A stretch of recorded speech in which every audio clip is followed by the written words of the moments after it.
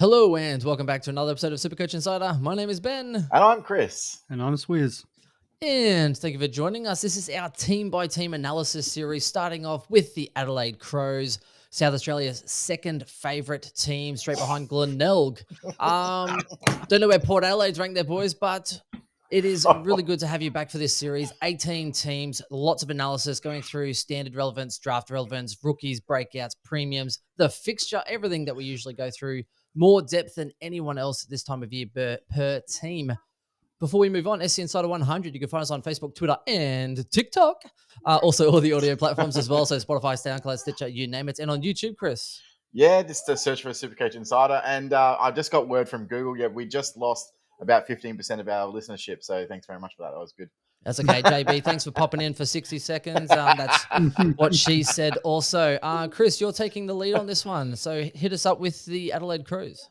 Yeah, so I suppose we get right into it. So last year they finished 14th, actually tied for 13th, but we're down a little bit on percentage at 86.66%. They did have three losses, 1 to Freo, the Bombers, and of course the Pies by under a kick. So there's a little bit of meat on the bone there in terms of their potential. They were close in a few games, but some games they just got blown out in. So other games they're getting 10 goals kicked against them.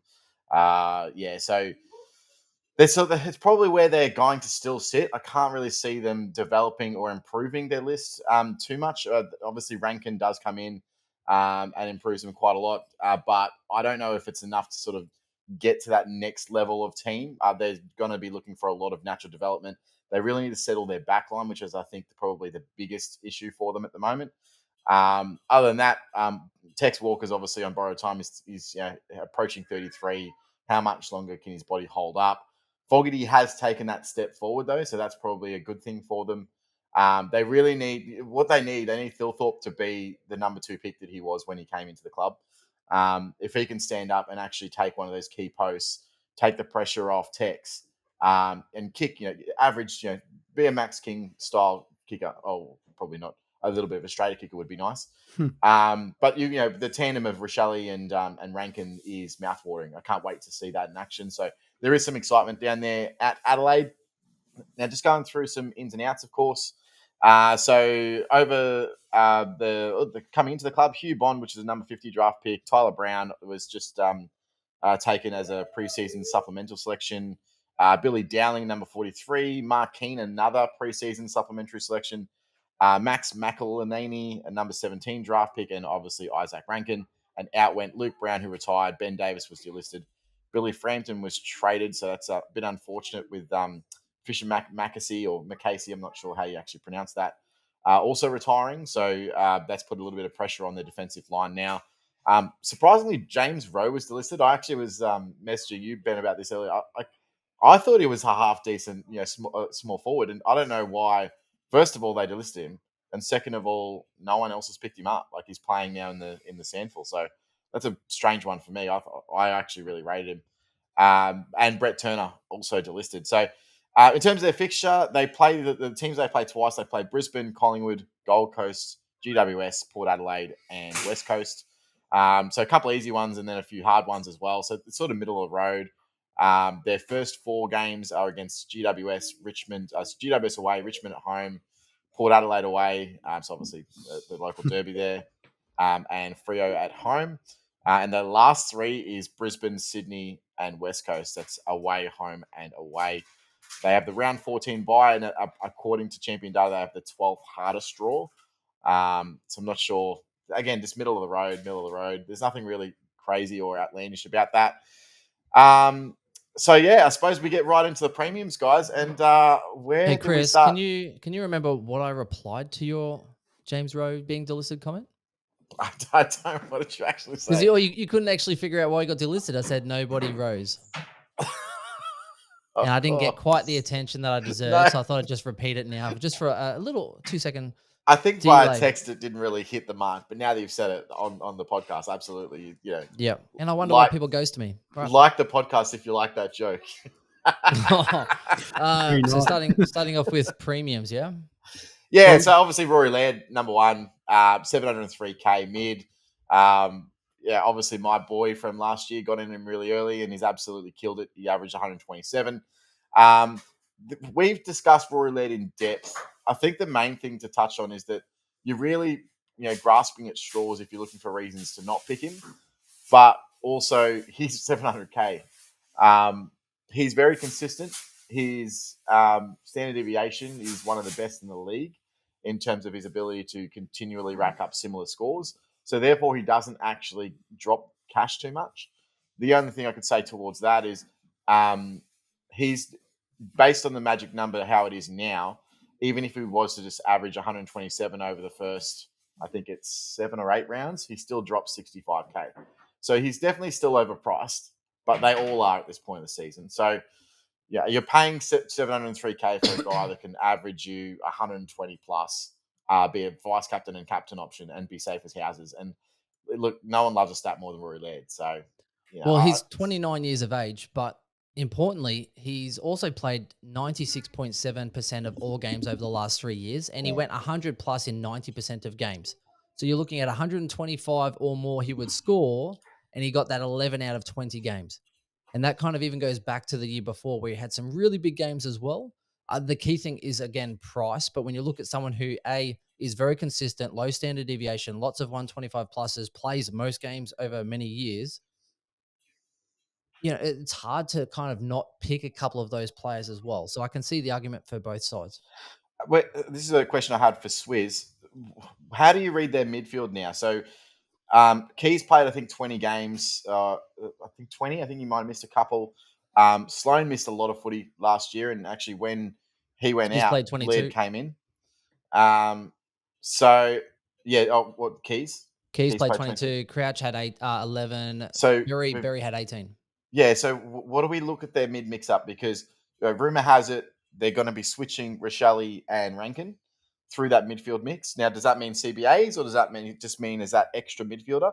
One thing I noticed about Rankin last year is that he wouldn't get CBAs, but he would be at contests around the ground. He'd be at bounce ups and as that extra midfielder. So they taking that sort of approach towards their midfield this year. That could change a little bit. But there's a lot of mids in there. Like, Matt Crouch, is he ever playing again? Like, is he best 22? That's a valid question, right? So does he, if he comes in, does he start to steal points from Laird? What happens with Rory Sloane? He's still arguably, their most influential leader on the pitch. So he's probably playing, but he's not really a forward, right? Like, what are you going to do with Rory Laird if you've got to give all those CBAs over to someone else? Sam Berry, I think you can't really take him out of that centre mix rotation. He led the league in tackles last year and second was Rory Laird. So it's that's really where I'd be saying, okay, if you're really nitpicking that mid mix, what do you see it as, Swizz? Yeah, I think you've hit the nail on the head there, mate. It's I like the way I look at it is you're going to have Laird and Berry. They're very similar in the way they play the game, all those tackles and that. So they kind of want that third player as a mix of more, I guess, more attacking option because Laird and Berry will run both ways. So I don't think that's Matt Crouch anymore, and it's kind of, I think he's there as that break glass in case they get injuries or and I think the way they're developing, if they've got the common sense about themselves, they'll probably be looking to get more youngsters through there. I think Isaac Rankin, as you said, comes in more as that they want to set up that forward line for the future. Fogarty, Thorthorpe, McHenry, Rankin, and Rochelle. So maybe they'll get up the ground around the ball, but I don't see them taking those CBAs off them. It wouldn't surprise me if you see the odd time Dawson going in, but I think, as you said, Sloane's their most influential person, so it'd probably be him. And then I feel like it could be maybe one of these young fellas that we haven't really seen a lot of. I think that's the way they'll go. But as the season goes on and they get tired, then you might see your Matt Crouches come in and just take a bit of the workload. But I think Leeds. That's what I was thinking, Swizz and Chris. I know you're going to get into the rookies shortly, but there is 3 standout kind of rookies on that fringe at this moment, which are kind of mid or mid forward, and all 3, I believe, have fairly good contested ball numbers as well. And I'll let you get into that in a little bit, but there's definitely some talent on the fringe as far as being able to provide some of that youth and that dynamic to be that extra mix up for them. Yeah, like they're not winning the flag this year, and so No. it's not like, okay, yes, we've got an aging Tex and Sloan. This is their last opportunity. It's not happening. So surely they go, okay, we're going to blood some of these kids, but Laird and Berry, because we know we've got the safety because they do run both ways. Who needs a So flag when you're the people's champion of South Australia? well, that's right as well. So I mean, says a lot you know, about the other South thing is, Australia. you touched on it, Swizz, that they've got like guys like Saligo, they've got like guys like Ned McHenry, etc. These guys, have probably been promised some sort of mid-time at some point or other. Now, I know that a lot of them have, had a little bit of CBAs, etc. throughout their time, but realistically, they've basically played a half forward or maybe on a wing or in a forward pocket, and they've never really been able to, like Schoenberg, for example, like really display the talent that these guys have.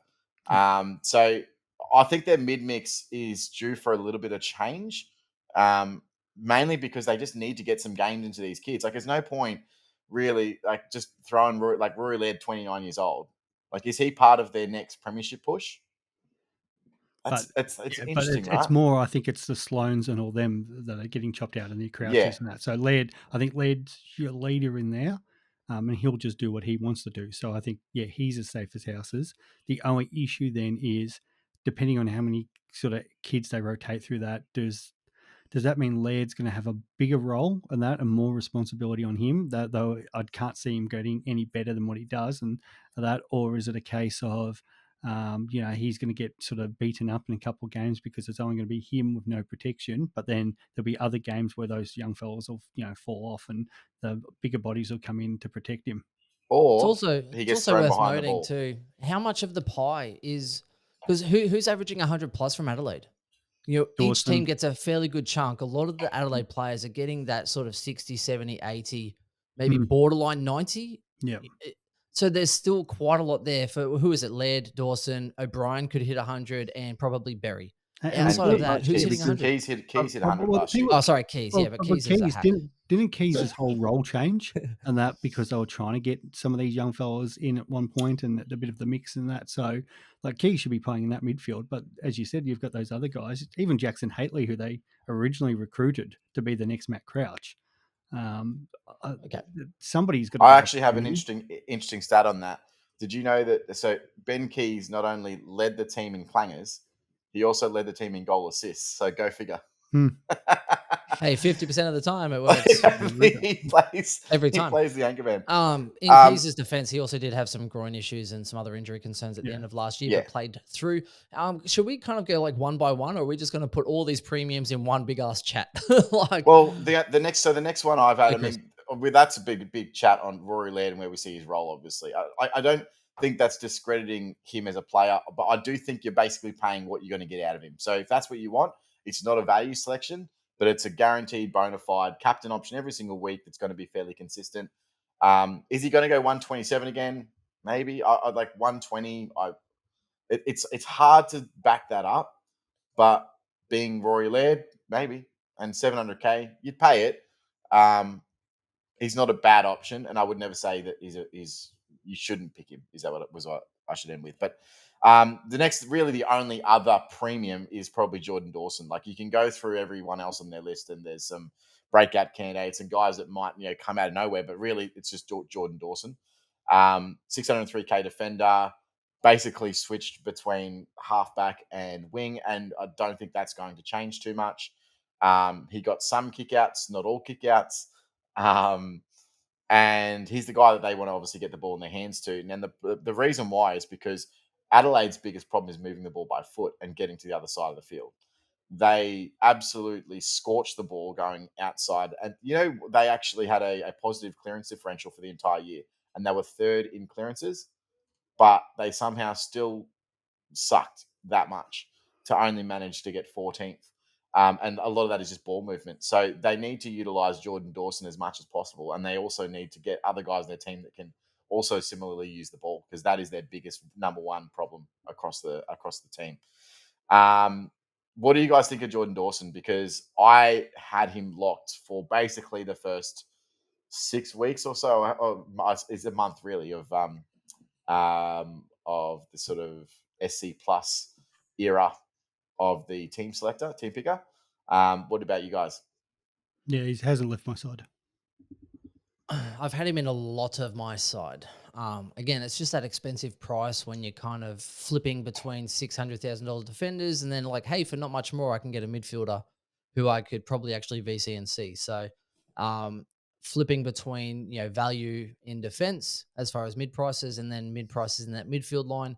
But if it was the two, he's pretty much in that three Pete series that I'm looking at. So for me, it's kind of Stewart, Dawson, and Brayshaw is the kind of cheaper option that I'm sort of toying with, but not completely happy with. Yeah, Well, there's I'm on that Dawson, Stewart, Doherty, and then Brayshaw. But I think it's two, and at the moment I think it's Dawson. Dawson's the one that's just been the standout for me, and that I just think his age, his role, and his ability to score, big scores. I don't see a lot changes there. I definitely don't see basically anything changes, and there's a little bit of meat on the bone. Like, he had that real slow start to the season, and I think people were at the time thinking, "Oh, what have I done with this Supercoach selection?" Because he didn't really blow it out the park early, but obviously that all turned around pretty quickly. So, yeah, there's a little bit of value in there. I wouldn't say there's a lot of value in the pick, but uh, Yeah, but early on, it wasn't even like they were like 98, 99, 97, 94. So yeah, like, even he's like getting into a new club, his worst games weren't, too bad. But once he hit his straps and got into that, like, remember he's only first year at Adelaide. So yeah. coming in now, actually doing another preseason with them. And when he started banging out those 130s and 140s, I don't think that sort of defender you don't want to be missing out on. Yeah, it's right after the Okay. buy too. When But we so break down his stats real quick, he's a good price point as far as age as well, 25.8 years of age. Also played 98.4% of the games over the last 3 years. So he doesn't really miss games at all, which is also really good. High time on ground, 90.1% time on ground. Here's the thing where it kind of flips a little bit with most defenders, because they do drop the occasional under 100 game. 59% of his scores were 100 or more, right? So that leaves 40% of the time he's going under 100 and dropping cash. But on the positive side, only 4.5% is him actually going under 80, which is where you'll probably find him stabilizing around that sort of 550 mark or so for most of the year. So if you want to pay the extra 50,000 for someone who you'll have all year and pretty likely going to be a top six, I don't mind spending up for that. Yeah, but if you yeah, even look at that second half of the year, was it with Sydney? He's, I think it was like every third game he scores over 125. So it balances out there as we sit there and say, okay, there's barely a score under 80, and the potential if it's under 100 drops cash. But yeah, he's balancing that out with massive scores, and especially if you're in a head-to-head game and you're playing against Dawson, that do you really want to be missing out on somebody who's scoring 130? Yeah, there's not many defenders that can go 125 plus 7 times or more in a season. Okay, so here's a question for you guys then. Pick one, Jordan Dawson or Tom Stewart. Yeah, I've got Dawson just. Yeah, more for durability Yep. and games. Age. That's all. As in, I Yeah, like I Stewart mean, probably has a little bit more upside for me, but Dawson's the safer pick. the thing with Stewart is you got to remember he played 17 last year, but 4 of those games that he missed was suspension, right? So he only actually missed Yeah. 1 game from injury, and that was what, concussion? Was it a concussion that he Yeah, it had? might have been. Doesn't matter Stewart, if it's a suspension. yeah. Doesn't matter if it's an injury. I know, but I find it's almost fake. It's like it's not Stewart's real. standard deviation would be much greater than Dawson's, but Yeah, because look, He got tagged. Yeah.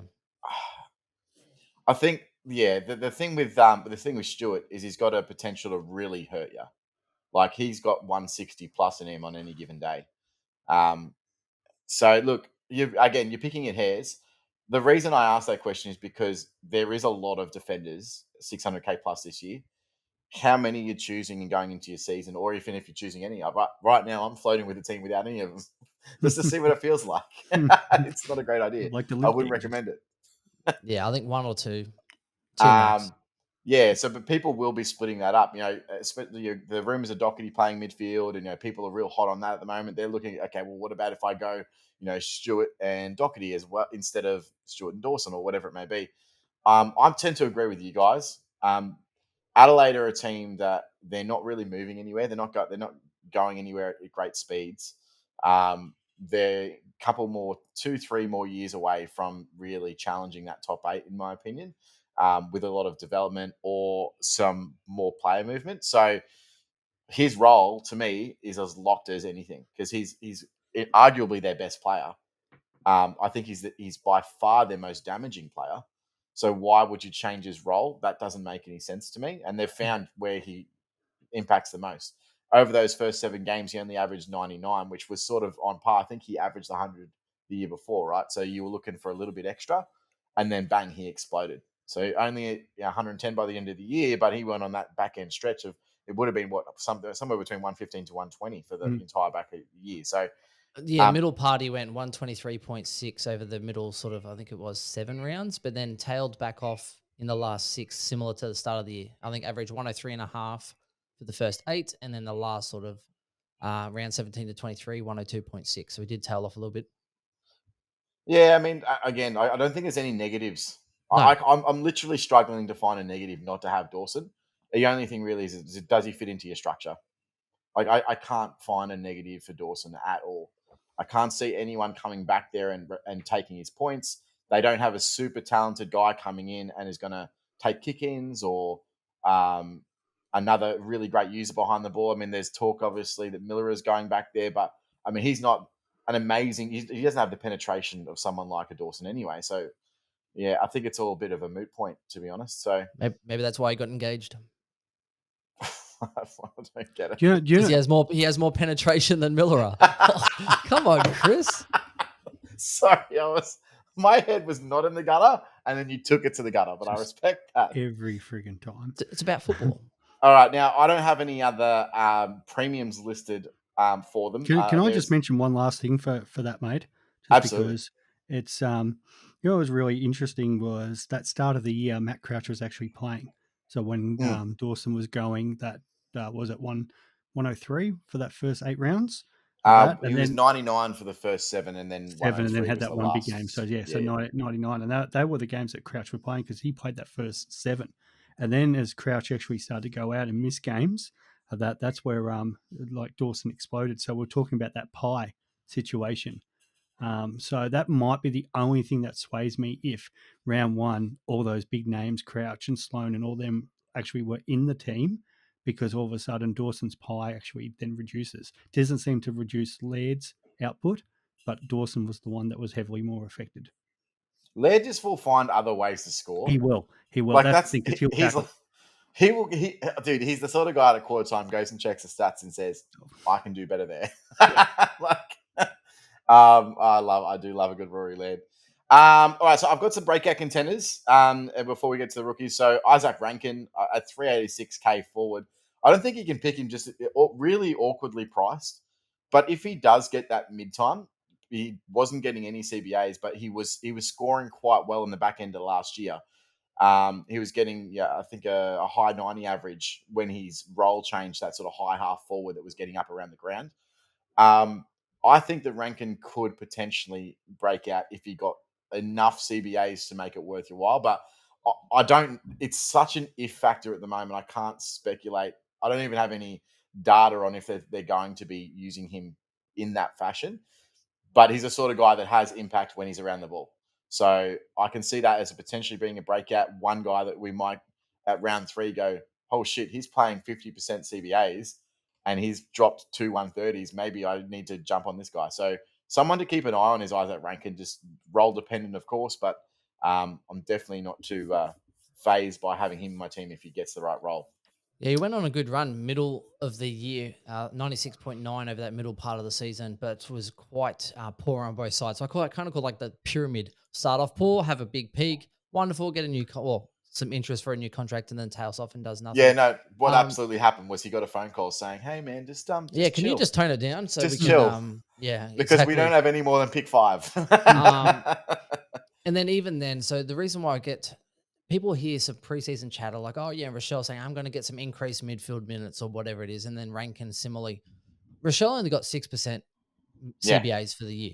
So it's like, hey, him getting more midfield time. Could him be maybe getting 1 in 10? So don't get too excited. Yeah, Wait till you actually see it. I think you look at Matty Crouch, 67% in the games that he played. So I think it's sort of he goes down. You might see, Saligo go and say 15%, maybe up to sort of that 30, 40 possibly. So Rochelle, it might only be at 10%. But You know who I'm interests shocked me that he though? wasn't traded. At best. Sam Berry, right, who only had, I think it was 60 odd CBAs as well, right? Yeah, but the way he finished the year, they really wanted him in there more because it went 87, 91, 82, 85, 90, 67 for the last, 6 rounds? Because they win clearance when he's at the contest.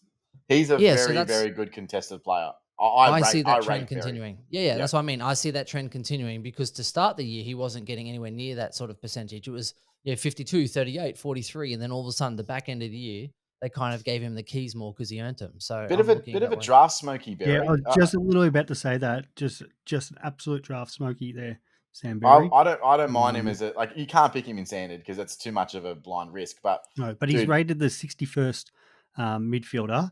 Like you could, so we usually base it on 10 team leagues. There might be a little bit of hype of him, but you've got people like around that range where you've got Matty Rouse, Sarong. There's always love for you guys like even though he's a forward, Goulden and Rowbottom and that. So you could potentially still pick him up as a late 4th midfielder, early 5th midfielder, and you're still getting value on that. And because of his tackles, he's going to have a safe floor regardless. So I actually think it's a great draft selection. There's another 2 that I've just put in here as potential breakouts, but hang on, Chris. So also 86.9 average. So definitely you could easily pick him up in that 90 to 95 range. People shouldn't really be going there. And also let's not forget he only played 72% of time on ground. So as far as so Sam Berry before you moved on, and apparently this preseason as well. All reports are that he's returned really well, really fit. And I could, that time, if that time on ground increases with that CBA, he could go close to 100. Yeah, and you got to remember, everyone's going up and no one's going down, right? Well, that's the thing. Yeah, except that role is his, though. He has actually proved it. I'll go him up and others down for sure. On that run home, that round 17 game includes a 15 against the Bombers. So you actually take that out, and huge. His second half of the year was absolutely huge. So you're right, 90 to 95 is not out of the question because I still think there's a bit of meat in the bone. See, now here's where this problem lies. We do this podcast, it's fantastic, but then we're all in a fucking draft league together, and who's got Sam Berry? We're going to go scamble to get him. That's all. This is where the fun is, Chris. My apologies. I was looking at his highest score against Essendon on round 17. That's my apologies. That wasn't the case at all. Well, Swizz, if you make a mistake, how about you interrupt me? I should just let it go, but I feel bad on that. Just let it go. I'm talking, and you're too busy interrupting me about your fucking mistake. That's sports person of the year you're talking to, all right? It just makes no sense. That's sports person of the year you're talking to, mate. You say sir when you talk to him. Well, I'm glad you brought it up. True, we'll bring it up at the start of the Brisbane show. Right. It's nothing to talk about the lines. Chris, it was a 70. Sorry, 70 against Carlton. I was looking at the wrong line, but there was that 70 and the 78 against Hawthorn. So there was still 2 of those lower scores in that run home, where those games. I think he lifts that 10, 15 points in those sort of lower games that he was playing. So it's always going to happen. Young fellow and that is going to find more ball, as you said, more in the midfield, and that's where he started scoring those 99s, that 140, 121. So definitely, meat on the bone. I love hearing the same point made twice. Chris, now I do agree. When you're playing the same draft leagues with people, it kind of do this for your benefit. We do this for your benefit because it definitely kind of sabotages us sometimes. Because now I hear, hey, this is who Chris is kind of interested in, and sometimes, well, a couple of years ago, there's that coin flip. I'm like, cool, I'll just take Dawson, and you're like, damn it. I'm like, hey, I know who Chris is going next because where he would rate them, and then I take a player just before him, and it's all good fun. That's where I really like the sleeper app, which they use in American sports, because you like the live trading of draft picks with people while you're on the clock. And if that was the case, because if I knew you were coming up and that, I'd be trading ahead of you just because we can kind of already gauge who each other it's going to take. So I wish Supercoach did that, because I tell you what, it'd be absolutely brutal on draft day. So much, so worth it. I'll trade you a 6-pack of brews for your pick. Yep. All right, let's go. My Uber Eats account is open right now. What can you do?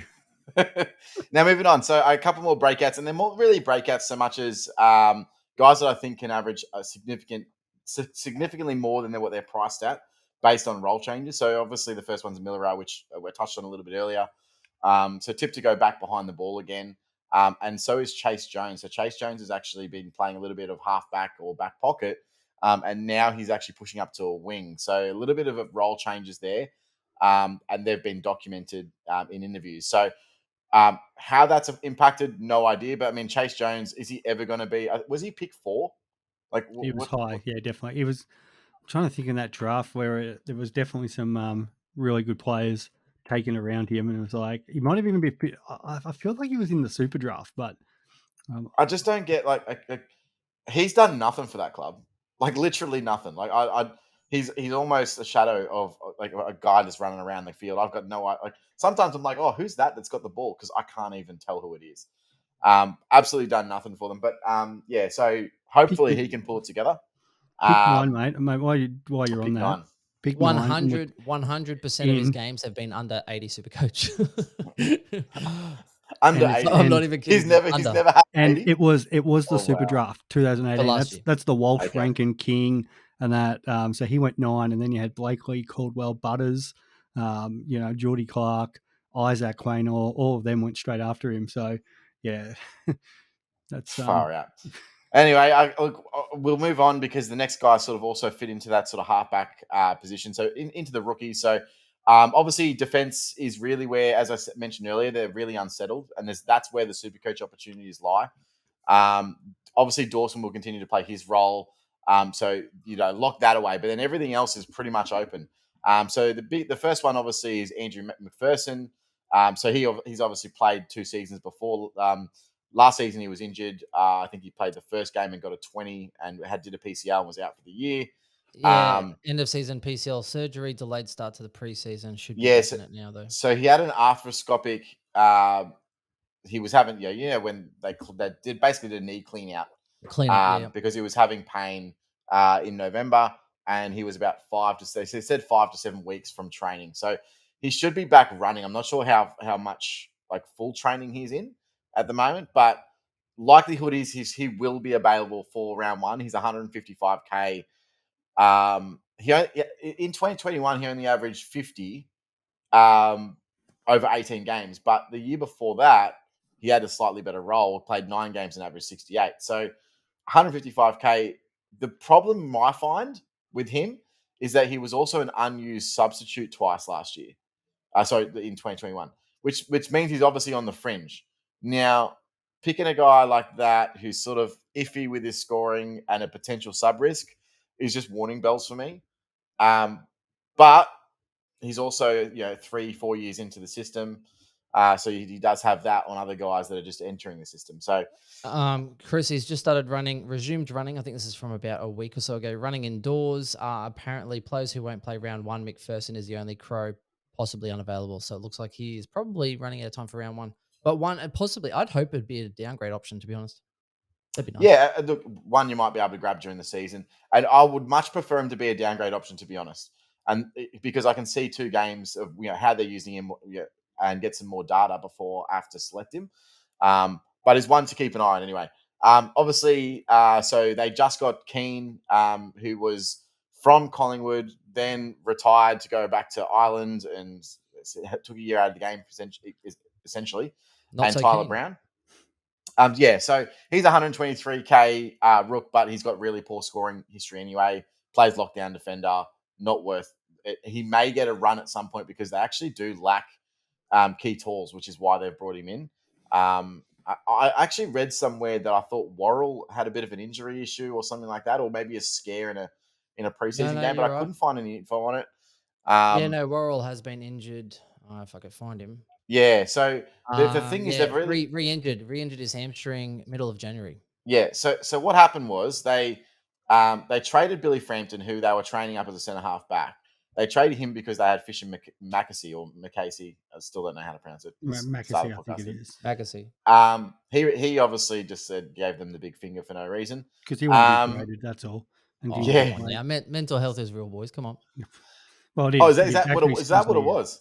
That's what he said, but he was trying to get traded off the preseason. No, not saying I it wasn't meant to thought be. it was just he didn't want to play football anymore. No, he didn't have No, the no. passion anymore. He wasn't Well, in Yeah. that headspace. that's what it said, but he was definitely trying to get traded over the preseason I, back to Victoria. there's got to be other issues at Adelaide then if he's trying to get traded. It's an internal issue that we just don't know about. I can't explain that. But yeah, so obviously they lost two centre half backs essentially before round one started. So that's why they've obviously brought in Keane. They've got Butts, but then Worrell goes down, who's their other sort of swingman centre half back that they were going to plug into that. So they do have Duday, but he's an undersized, basically intercepting defender, anyway, 187 centimeters. So they're sort of lacking that taller 194, 195 big, and that's where Keane comes into it. So there is actually a chance that he might get a debut early, but I just don't think he's a very good option. He's not going to score points. He's going to be completely irrelevant very quickly. Tyler Brown's come in at 230K, so again, completely irrelevant. Averaged 30 last year and 44 the year before that. Completely irrelevant in my opinion, and I don't think that there's a spot for him in their 22 anyway. Of the new crop, though, there is a couple of good selections. So Max Michelini, I want to say is how you pronounce that. He was picked 17. He's an intercepting defender at 190 centimeters, and he's only 135K. Now, obviously, he's going to be behind a Duday if they do get their full complement back there. But he did play Sample last year. He was unlucky to miss out on selection in the grand final.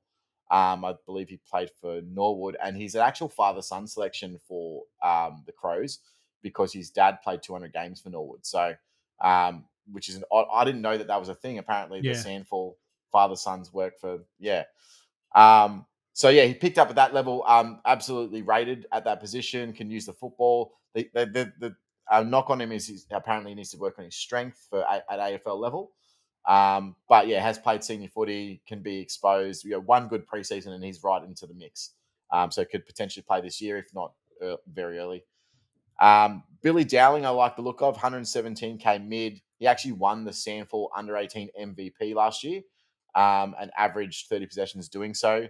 He's 187 centimeters and 80 kilos, and he's a mixture of an inside-outside player who can hit the scoreboard. He kicked 4 goals, 3, and had 44 in a single game last year in the under 18. So definitely one to watch for Supercoach purposes because if he gets a game and the role, he's going to put up numbers. So that's good. Another one I want to highlight is Pedler, 173K forward. But he only played one game last year and was the unused sub twice, which is again red flags. Like these small forward types are the guys that are most likely to be the sub. And he got a 45 in one game, and then twice he was the unused substitute. So Pedler has apparently been absolutely killing it this preseason. That's but the again, thing, though. I think he was a midfielder drafted, and like any kind of midfielder, you get forced to play a different position, and I think that's what it kind of is. So I think he'll be playing that sort of forward. He definitely won't be getting midfield times, to speak so far, but he does look primed for more games, whether that kind of transitions. And the last one you kind of maybe touched over a little bit would be the Nankervis. Not to be confused with Richmond's Nankervis, but he only just signed, I think it was today or yesterday, signed a contract extension as well with the Crows. Yes. So that kind of might give me a little bit more, I guess, continuity or ability to maybe get a game. And his inside-outside, so he, I think, averaged 19 disposals through, I think it was a Sandford or something rather, had 10 contested, 9 uncontested. So it was a pretty good split. Again, it's $123,000 mid-forward, but another one that could be worth a watch at some point. Yeah, absolutely. Now, I think that pretty much wraps up the rookies. In terms of draft smokies as well, guys, I mean, obviously, Keys is always a slider. People underrate Keys, but he can come out and have a belter of a few weeks if he's fit. And he can play. I think Keys was like the last notable mid that went in our draft last year, Ben. And he killed it for me. So, really happy with him. Rob, he's a bit of a sleeper, but I worry about Riley O'Brien because... So a lot of Crows fans really rate Strawn. Is it Strawn or Strachan? Strawn? Strawn, I think it is. So what's their ruck forward mix going to be like this year? Are they going to... A lot of teams looking to play 2 rucks and sub one out at 3/4 time. Are they going to go with the 2 rucks, or are they going to go with Thilthorpe as that second, the chop out ruck? Are they going to go with a bit part role player in the ruck? I don't know, but all I know is that Crows fans absolutely love Strawn. Absolutely love him. And to the point where last year he actually overtook Rob for a few games, and then Rob took that personal and came back and absolutely dominated right after his dropping. So Rob could be someone that either goes ham if he's going to be an 80, 90% ruck, or can go the complete opposite way and destroy your season being a 50% ruck, 60% ruck. So one to keep an eye on, but definitely going to be a draft smoky. I probably wouldn't be paying overs for him, or even at his price. I think he averaged about 101. So one to watching out. And then, Matt Crouch, I guess, is really, really undervalued at the moment. But what's his here's role the going to be thing. like? Is he going I'm to be not playing? sure. I'm not sure about a lot of Adelaide players who draft. Right. And the Yeah. reason is because there's so much risk flaunt with a lot of these players. I think they had 9 people go over 80. And then even then you can't go, okay, Riley O'Brien, question marks there. Taylor Walker, old. So again, question marks possibly there. Matt Crouch, question marks. Sloan, question marks. Brady Smith kind of is like, is he going to get overtaken by anyone? Because he's kind of pushing on as well now. Brady Smith's 31. So there's a lot of question marks. And I'm sure someone's going to rise and become relevant. And I just can't see myself dying to be picking Adelaide players in draft outside of those top few, which I would jump early for. Yeah, I agree. Absolutely. So I'd waiver. I'd easily hop on the waiver, watch some of those preseason games, and then I'd be backing myself into to flick some of my bench spots if someone does look like they have the role or the talent to kind of really rise up. Nice. I agree. Yep. I think that pretty much wraps it up, guys. Where do you see them bottom 4 still, Swizz? Yep. Oh, they were 14th. Bottom 4 to 6. I think bottom 6 is. I think that makes sense. GWS will be bringing in that bottom 4 now. Yeah, I think there's actually already clear sort of bottom teams there. Like we know North Melbourne, everyone's saying maybe the Clarko effect, but yeah, I still think they're the bottom. The Giants, rebuilding, have got to be down the bottom. West Coast still. Hawthorn have completely gutted their list. So I think those 5 are pretty clear. I think the Crows are good enough to beat those teams, but are they going to be able to win enough games against sort of your Saints and those middle road Port Adelaides and Gold Coast and that's where it's going to be, depending if they finish sort of 14th again or do they move up to that. Yeah, sort of I mean 10th, they won 8 games. Can you see them winning more than 8? No, I think that's even their double ups are hard. Brisbane, Collingwood, Gold Coast, Port Adelaide, and then what GWS and West Coast is like. Okay, that's probably better, but 4 out of the 6 double ups aren't easy. Yeah, no, I think that again. That's why I think like pretty much the same. Like another year of the same. So don't expect too much change. But look, go Crom. I do hope good things for them. They really do need to have a rise, similar to you said, natural progression, kind of like what Sydney had. They've got some really good, talented people, but these kids need to actually stand up like Sydney's players stood up. Where's the Warner? Where's your Goulden? Where's all these other players that have the talent? Because they're taking steps. And then the Adelaide players are kind of just going, oh, it's nice to be home. They're like, show me something. So I need to see it. Hope. Right in front of me. Right in front of me. All right, that wraps us up for the first installment. Stay tuned. Next, it's the lovely Brisbane Lions, the as Swizz would say, the premiership favourites, and as Chris says, it's his what is it? Your bogey team. Brisbane always beat Collingwood, and we'll see you next time. See you guys. Bye.